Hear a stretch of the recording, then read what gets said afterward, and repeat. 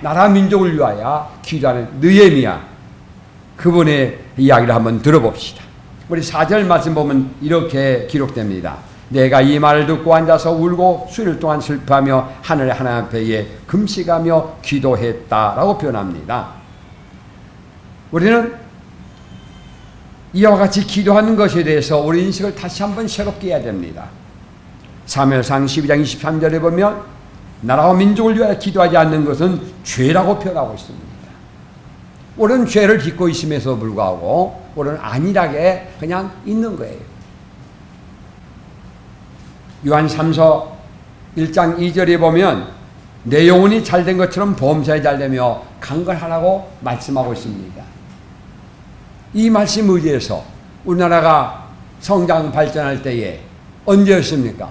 교회가 성장하고 부흥할 때가 바로 나라 민족이 성장하고 오늘의 경제 대우를 이루었지 않습니까? 그런데 반면 북녘 땅은 영혼이 잘 되는 것이 아니라 영혼을 말살시켰죠. 교회를 말살시켰습니다.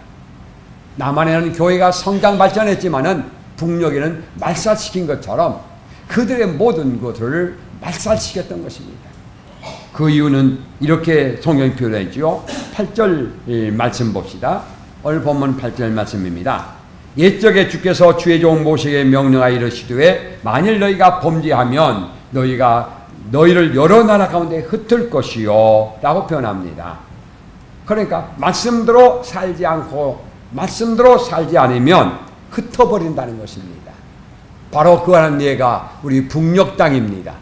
하나님 교회를 핍박하고 해파하고 무너지게 하니까 그들이 농사 지으려고 산업을 발전시키려 하지만 하나님 흩어버리는 거예요. 북녘에는 정권 잡는 자들이 농사 안 짓기 위해서 막 조수를 있던 것을 무너뜨리고 홍수로 난잡하게 만들었겠습니까? 그렇지 않았습니다. 그들은 산업을 발전시키고 농사도 잘 되기를 바랐지만 하나님 흩어버린다는 거예요. 홍수로 흩어버리고 가뭄으로 흩어버리고 하는 일을 안 되게 만들어버린 거예요. 그래서 오늘날 북녘 땅은 하나님의 교회를 회파하고 무너뜨린 결과 어떻게 됐습니까? 최고의 가난한 나라로 전락하러 말았던 것입니다. 바로 교회의 성장은 나라의 성장이요 교회의 부흥은 나라의 부흥입니다. 그것을 우리 남북한을 통해서 역렬하게 보여줍니다. 늘 말씀드렸듯이 해방 직후만 하더라도 북녘 땅의 기간 산업부와 모든 자원들이 다 있었던 것입니다. 특별히 6.25를 통해서 인재들을 다 잡아갔어요. 어쩌면 남한에는 부족한 사람들이 많았고 기간 사람이 있던 곳도 파괴되어 버렸던 남한 땅이지만은 교회가 성장하니 하나님께서 이 나라의 민족을 살려준 줄로 믿으시기 바랍니다. 이걸 알았던 느헤미야는 고국의 소식을 들었더니 성전은 무너졌고 그들의 백성들은 나태하고 그들은 부르지 아니하고 있는 거 보면서 가슴이 아팠던 것입니다. 사랑하는 성도님들이요, 그래서 나라 민족을 위하여 그는 금식하며 슬퍼했던 것입니다. 우리의 선지자를 보면 그렇습니다. 다니엘은 고국의 소식을 들으면서 늘 하루에 3번씩 예루살렘을 향하여 기도했던 과거의 역사가 있지 않습니까? 엘리야는 우리와 같은 성전을 가진 사람이로되 간절히 기도하니 비가 오고 그쳤던 것을 우리는 알 수 있지 않습니까? 그와 같이 우리는 시대를 보면서 우리도 기도할 때가 아니냐 하는 것입니다. 자유당 시절에 국무총리였던 이훈영 씨의 이야기입니다. 그분은 이렇게 이야기합니다. 어떤 사람들 우리나라 지도를 보면서 호랑이가 기도하고 토끼가 기도합니다. 어떤 사람은 포항에 있는 것을 갖다가 토끼 꼬리로 봅니다. 그런데 자기 보기에는 이것이 토끼가 호랑이가 아니라 기도하는 모습이다 라고 말씀했습니다. 제주는 신발 벗어놓은 신발이요, 우리 본토는 무릎을 꿇고 기도하는 사무엘의 모습이라는 것입니다. 그래서 그분은 우리 민족은 기도해야 할 민족이라는 것입니다. 그래서 기도로 세계를 지배할 사명을 타고난 민족이라는 것입니다. 우리 민족이 세계를 제패하는 것은 무력으로 제패하는 것이 아니라 기도를 세계를 제패할 민족이라고 그분은 역설했다고 합니다. 사랑하는 성도님들이요, 그러고 보니 진정으로 나라 민족을 사랑하는 것이 무엇입니까? 그는 나라 민족을 위하여 기도하는 것입니다. 이번에 한 주간이라도 우리는 나라와 민족을 위하여 또 교회를 위하여 기도하는 한 주간 되기를 주의 이름으로 부탁을 드립니다. 왜 사람들이 기도하지 않습니까? 보지도 못하고 듣지도 못하고 느껴지지 못하기 때문입니다. 무엇을 느끼지 못합니까? 영적인 것을 보지도 듣지도 못하기 때문에 그렇습니다. 그러나 우리가 영안의 눈을 열고 주위를 살펴보면 가정이 보입니다. 교회가 보입니다. 또 민족이 보입니다. 특별히 가정과 교회는 나라 민족의 기초입니다. 육적인 기초가 가정이요 영적인 기초가 교회입니다. 그러므로 가정과 교회가 든든히 서가지 않고는 결국 나라 민족이 성장 흥할 수 없다는 말씀입니다. 여러분의 가정과 교회를 어떻게 보고 있습니까? 특별히 여러분 교회를 여러분 어떻게 보고 있습니까? 그냥 되어가고 있습니까? 잘 관리하고 있습니까? 아니면 교회를 방치하고 있습니까? 가정과 교회의 앞날이 보이지 않는 것은 이유가 있습니다. 교회를 방치하고 있기 때문에 교회의 앞날이 보이지 않고 가정이 보여지지 않는다는 것입니다. 마치 오늘 성경에 나오는 예루살렘과 같이 성전이 무너진 상태로 체념하며 하루하루를 연명하면서 살아갑니다.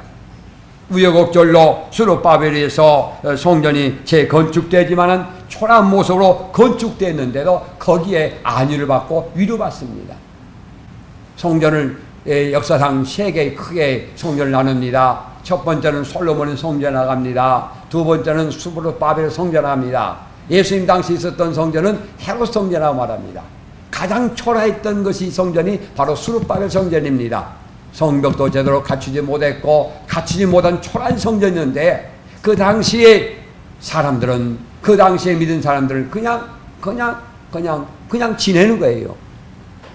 애타는 마음이 없습니다. 성전이 회파되어진 상태에서 겨우 지어서 그로 위로받고 있는 거예요. 보다도 아름다운 성전으로 보다도 완성해로 성전을 나가야 됩니다. 성전과 성벽을 지어서 완전한 성을 갖춰야 하는데 그러지 못함에도 불구하고 그들은 그냥 안일하게 지내왔던 것입니다. 성전 완공되지 못하고 멈춰있는 상태, 바로 그것을 방치하고 있었던 것입니다. 사랑하는 성도님들이요, 우리는 그 당시처럼 아직도 완성되지 않았지만은 우리는 방치하고 있지 않습니까? 다시 말하면 멈춰있지 않느냐 그 말입니다. 멈춰있다는 것은 방치하는 것이요 놔둬버린 것입니다. 그와 같이 여러분의 인생이 완성되지도 않았는데 아직 완성되지도 않는데 내 인생이 완성되지도 않는데도 그냥 놔두고 있는 것은 방치하는 것입니다. 당시 예루살렘 성전에 아직 방치하는 것과 똑같은 상황이란 것입니다. 사랑하는 성도님들이요, 에베소서 4장 13절에 이렇게 기록된 걸 한번 찾아볼까요? 에베소서 4장 13절입니다. 하나님 아들을 믿는 것과 아는 일에 하나가 되어서 온전한 사람을 이루어 그리스도의 장사한 분량까지 충만한데 이르라, 이렇게 말씀하고 있습니다. 그리스도처럼 우리는 믿음이 자라나야 한다는 것입니다. 그런데 이 자람에 이르지 못했지만서도 그냥 안일하게 있는 것이 바로 당시의 모습이 아니냐 그 말입니다. 우리의 믿음이 성장을 위한 늘 노력하고 힘써 예수야는 불구하고 가만히 있다는 것이에요. 이 정도면 됐지. 교회만 나오면 됐지. 더 이상 성경을 보지도 않고 믿음이 성장을 위하여 노력하지도 않고 봉사하지도 않고 그냥 다니는 겁니다. 바로 예루살렘 성전의 당시의 모습이 우리들의 모습이 아니하는 것입니다. 바로 그것은 무엇입니까? 방치된 상태를 다른 말로 표현하면 무관심입니다. 신경 쓰지 않는 것입니다. 방치하는 거예요. 그 정도면 됐지. 어떤 성전 건축하면 됐지. 초라하면 어떻고 좋으면 어떠겠냐 하는 것입니다. 성벽이 없으면 어떻고 그냥 지었으면 되는 것이지. 완성회로의 노력이 없다는 것입니다. 오늘 내 인생도 내 인적 완성회로, 믿음의 완성회로 노력하지 않고 그냥 살아간다면 당시와 어찌 흡사하지 않느냐는 것입니다. 스룹바벨 성전의 초라한 모습을 보고도 슬퍼하지 않는 모습입니다. 내 인생 이 연약한 상태에 있는 모습을 보면서 슬퍼하지 않는 인생입니다. 우리 교회에 멈춰있는 이 모습을 보면서 슬퍼하지 않는 모습입니다. 바로 그 당시에와 흡사하다 그 말입니다.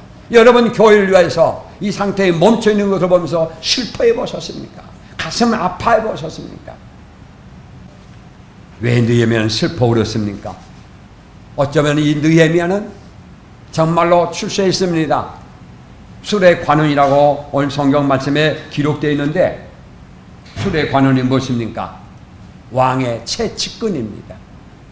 술이며 모든 음식들을 점검하면서 왕을 독설하지 못하게끔 지켜내는 사람입니다. 왕만 잘 받들고 있으면 자신의 일생 동안 편히 살 수 있어요. 근심 걱정하지 않을 수 있어요. 내가 편안하니까요. 최고의 대제국의 왕의 측근이었으니까요. 뭐가 부럽겠습니까? 안일하게 살 수 있습니다. 그와 같이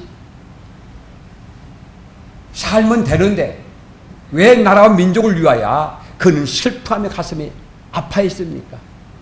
그것은 나라와 민족을 위하여 기도하지 않는 것은 자신의 멸망인 줄 알았기 때문에 그렇습니다. 느헤미야가 술 관원이 되어서 편안하게 살 수 있는 것, 어쩌면 그렇게 살아갈 수 있어요. 그런데 느헤미야는 그렇게 살지 않았습니다. 왜 그럴까요? 영혼이 잘된 것처럼 범사에 잘되고 강건한 것은 기본 원리에, 나라와 민족이 영혼이 잘못된다면 안 된다고 알았어요. 자신까지 멸망한 줄 알았습니다. 바로 나라 민족을 귀하는 것은 내가 사는 길이요, 내가 끼어있는 것이 나라 민족을 위하여 끼어있는 줄 알고 우리 모두가 깨어있지 않으시렵니까? 깨어있는 여러분 되기를 주 이름으로 축원합니다. 왜 그럴까요? 하나님은요 이렇게 애통하는 자에게 복을 주신 하나님이 바로 우리 하나님이기 때문입니다. 애통한 자에게 복을 주신다는 것이에요. 마태복음 5장에는 분명히 설명합니다. 애통한 자가 복이 있나니 저가 위로를 받을 것임이라고 성경은 말씀하고 있지 않습니까? 마태복음 5장입니다. 미국이 이라크 전쟁과 했던 1차 전쟁 후에 ABC 방송에서 승리에 이끌은 미국 사령관을 대담이 있었습니다. 진행자가 물어봅니다. 오늘날 미국의 가장 큰 적이 무엇이라고 생각하십니까? 라는 질문에 이 사령관은 이렇게 대답했답니다. 그것은 이라크 같은 외부적인 적이 아닙니다. 미국에서 눈물 없는 남자들이 많아지고 있다는 것이 가장 무서운 일입니다. 라고 말했답니다. 눈물 없는 남자들, 눈물이 없는 남자들. 오늘날 우리 살아가는 시대에도 눈물이 말라고 있지 않습니까? 여러분 눈물이 말라 있지 않습니까? 슬픈 일을 보아도 그저 그렇습니까? 어쩌면 슬픈 일일 때는 채널을 바꿔버리고 웃고 웃기는 것에 여러분 적극적이지 아니하십니까? 요즘에 특별히 시사 프로그램이나 모든 것들이 웃고 웃기는 즐거운 그런 코미디 같은 그런 개그 프로그램이 인기가 높지 않습니까? 교회도 마찬가지예요. 교회에 부흥되는 또 인기 있는 목회자를 보면 웃고 웃기야만이 인기 있습니다. 회개하라 그러면 조용해집니다. 조용해져. 우리 교회도 마찬가지예요. 회개할 일이 그런 일이 있으면요 설교 내용이면 조용해. 오늘 일부 예배에서는 좀 많아가지고 한 30명쯤 일부 예배 드렸는데 조용해. 왜? 지금 뭐랍니까? 지금 기도하는 것과 회개한 이야기 아닐까요? 조용해. 그냥. 지금도 조용합니다. 왜? 내용이 뭐랍니까? 회개할 내용이고 그런 내용이니까요. 웃기는 내용이 아니지 않습니까? 경직된 내용입니다.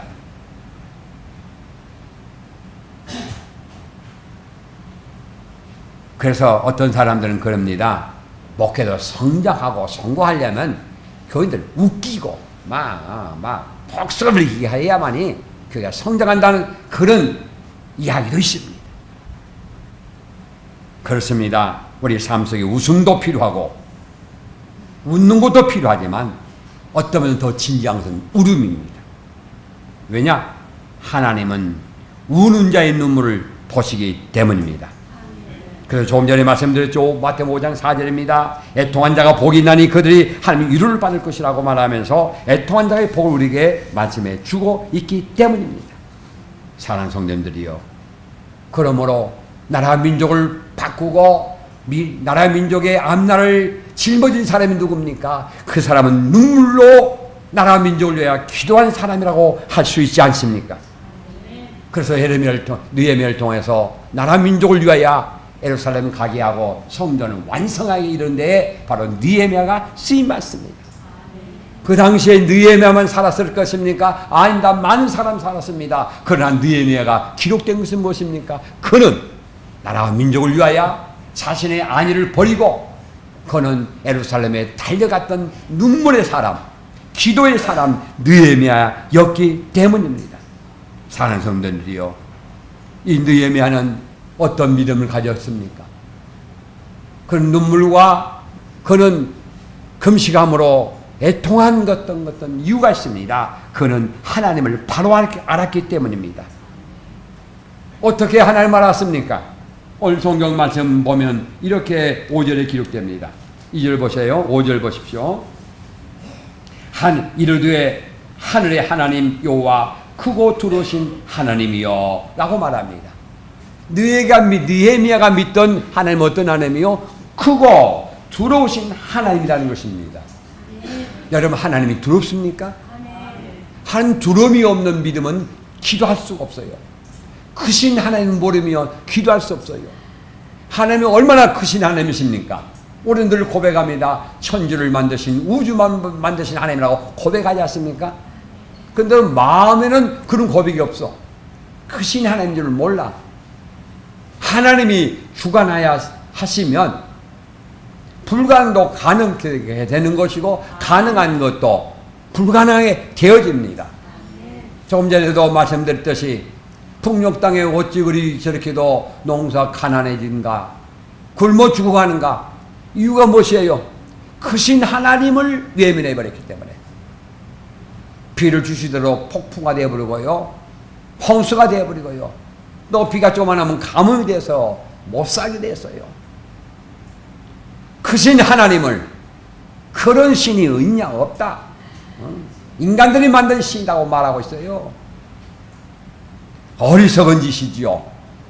옛날부터 우리 동양 사상이 순천자는 곧 하늘의 명을, 하늘의 뜻을 거스르는 자는, 그 뜻을 따른 자는 흥하지만 역천자는, 하나님의 뜻을 거부한 자는 망한다고 우리는 동양 사상이에요. 바로 그것이 성경 내용이 아닙니까? 그들을 외면하니까 크신 하나님을 모르고 그런 하나님 어디 있냐고 교회를 파괴해버렸습니다. 결국은 멸망했습니다. 성전을 파괴했던 바벨론은 얼마가 잘못해서 멸망하고 말지 않습니까? 무서운 일입니다. 유대 백성들이 하나님 믿노라 하면서도 예수를 죽인 것 때문에 2000년 동안 나라를 잃어버리고 고생하지 않습니까? 얼마나 무서운 일입니까?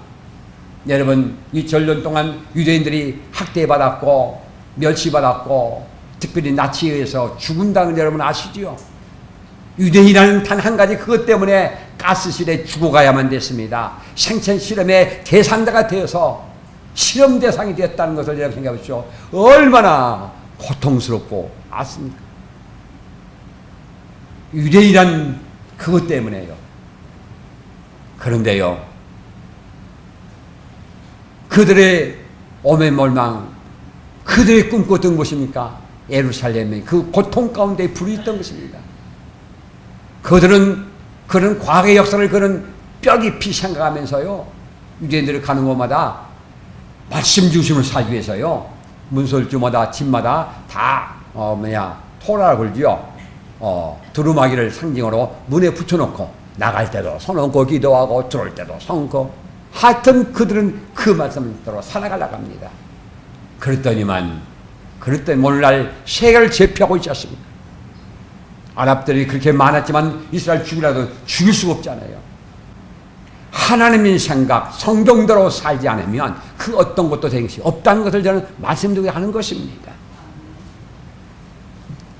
사랑 성도들이요, 유대인들이 생각하는 것이 무엇입니까? 오늘 성경에서는 유대인 느헤미야가 생각하는 그 하나님은 크고 두려운 하나님이란 거예요. 하나님 두렵습니까? 이 두려운 하나님을 바로 믿어야 돼요. 그리하면 그 다음에 성경이 이렇게 표현합니다. 자, 이제 봅시다. 5절 말씀입니다. 두려우신 하나님이요, 주를 사랑하고 주의 계명을 지키는 자에게 언약을 지키며 긍휼을 베푸신 주여 간구합니다 라고 말씀합니다. 어떤 자에게? 언약을 지키며 말씀대로 살고자 하며 그런 자에게 못한다? 긍휼을 베푸신 하나님이라고 표현합니다. 말씀을 지켜나가면서 몸부림칠 때에 하나님 거기에 긍휼을 베푸신 하나님이라고 표현합니다. 아무리 잘못했더라도 하나님, 내가 잘못했습니다, 용서해 주옵소서 라고 고백하면서 나가면 하나님께서 외면하지 않는다는 것을 우리에게 보여주고 있지 않습니까? 바로 그것이 긍휼입니다. 긍휼입니다. 그래서 그 다음 절에 그렇게 표현하지 않습니까? 6절입니다. 이제 종이 주의 종들이 이스라엘 자손을 위하여 주야로 기도하오며, 자신의 문제가 아닙니다. 자손들, 이스라엘 자손들 위하여 주야로 기도하며 우리 이스라엘 자손이 주께 범죄한 것을 죄를 자복하오니. 아멘. 하나님 자복합니다. 그 다음 보세요. 주는 귀를 기울이시며 눈을 여시사 종의 기도를 들으시옵소서. 나와 내 아버지 집이 뭐하였다? 범죄하였나이다. 범죄하였나이다. 주를 향하여 크게 악을 행하여 주께서 주의 종 모세에게 명령하신 계명과 율례와 규를 지키지 아니하였나이다 라고 자백합니다. 이 길이 사는 길입니다. 교회가 살아야만 하는 민족이 사는 길입니다. 내 가정이 사는 길이 국가가 사는 길입니다. 내 가정이 어두워져 가는 것, 영적으로 어두워져 가는 것, 우리 교회가 타성이 되어서 이만큼 됐지 그러면 큰일 납니다. 느헤미야가 이만큼 출세했으면 됐지, 내가 편안하면 됐지, 내가 먹을 거 있고 이만큼 됐으면 됐지 했더라면 이 역사가 나타나지 않습니다. 그런데 내 안위를 버리고 나라 민족을 위하여 기도했더니만 성전은 건축이 완성되어지고 새 시대를 열어가는 느헤미야가 됐다는 것입니다. 이 시대에 우리 교회가 쓰임받기를 바랍니다. 여러분의 가정이 쓰임받기를 바랍니다. 그리고 해서 나라 민족을 위하여 우리 가정이, 우리 교회가 기도하는 교회가 되기를 주 이름으로 부탁을 드립니다. 이 시대를 통해 우리가 해야 할 일이 이것입니다. 그리하면 여러분 가정 삽니다. 교회가 살아갑니다. 교회와 가정이 이 나라의 민족을 위해 쓰임받는 믿음의 가정과 교회 되기를 주님 부탁드립니다. 기도하겠습니다.